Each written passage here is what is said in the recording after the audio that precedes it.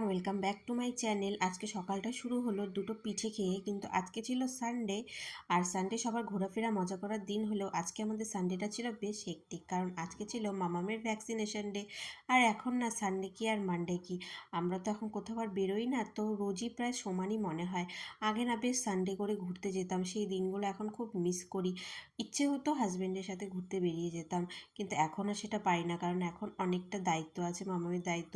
ওর ঠান্ডা লেগে যাবে, ওর কষ্ট হবে, সেই ভেবে এখন আর বাইরে বেরোই না। মাঝে মধ্যে খুব খারাপ লাগে, কিন্তু তারপর মামামের মুখটা দেখে ভাবি যে ওর ভালোর জন্য যেটা করা উচিত এখন আমাকে তো সেটাই করতে হবে। এখন নিজের অনেক কিছু স্যাক্রিফাইস করতে হয় শুধুমাত্র ওর কথা চিন্তা করে।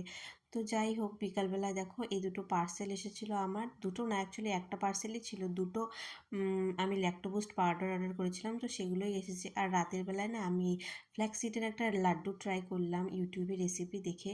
টু বি অনেস্ট খেতে মোটামুটি হয়েছিল। তো যাই হোক, আমি এটা এনজয় করি, আর তোমরা চ্যানেলটা সাবস্ক্রাইব করে